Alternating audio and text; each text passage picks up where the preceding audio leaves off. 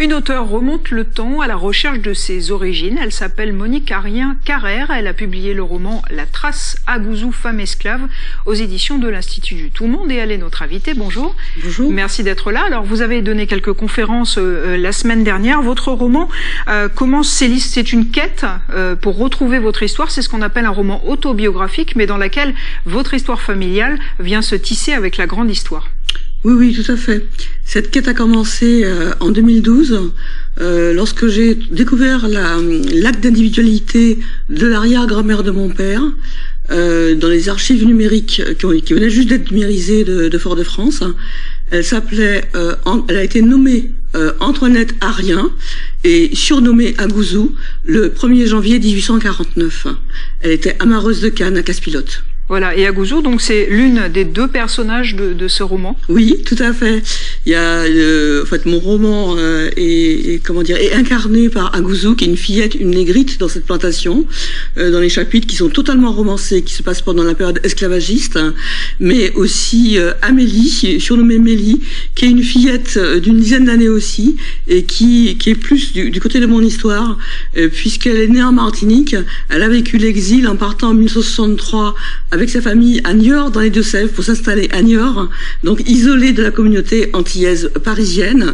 Donc elle a connu beaucoup de choses, le déracinement, le racisme à ce moment-là, et puis un retour de Mélie en Guadeloupe en 1975, alors qu'elle est adolescente, et là, elle devient une négropolitaine. Voilà. Et ça, c'est effectivement donc l'histoire, finalement, l'histoire de ce peuple que vous avez voulu tracer depuis l'origine jusqu'à maintenant. En quoi est-ce que cette découverte de votre histoire, puisque vous-même vous habitez dans l'Hexagone, donc c'est un petit peu aussi votre retour, en quoi est-ce que ça a impacté la vision que vous pouviez avoir de vous-même et de votre famille ? Alors, ce livre, c'est un long cheminement d'individuation, puisque cette quête a commencé, je pense, depuis que je suis née, vu mon histoire, bien sûr.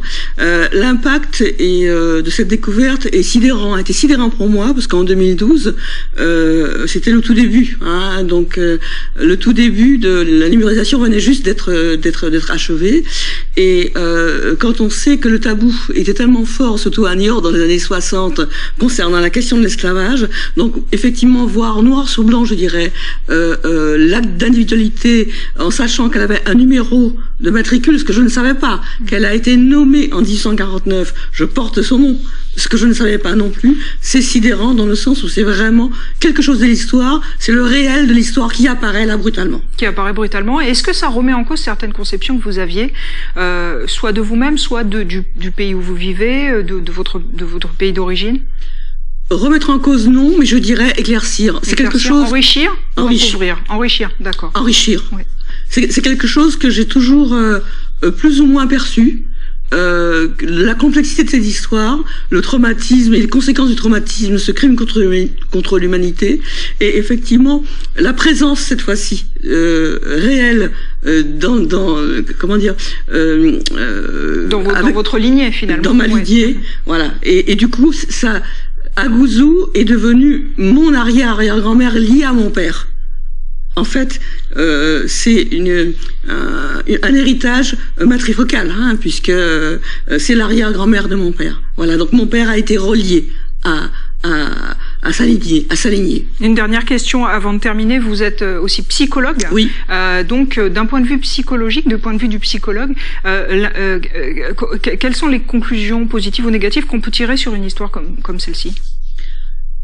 En termes de conclusion, positive ou négative, je dirais pas ça. Je dirais plutôt aborder la complexité de la transmission d'un traumatisme tel que celui-là, et surtout ça met du sens sur les symptômes et surtout comment en sortir.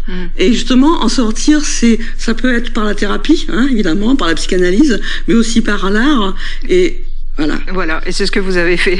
Très bien, merci beaucoup Monique Carrère. Je vous rappelle par ailleurs que vous avez reçu la labellisation de la Fondation pour la mémoire de l'esclavage. Je ne sais pas si on voit le livre qui s'appelle La Trace. Merci beaucoup.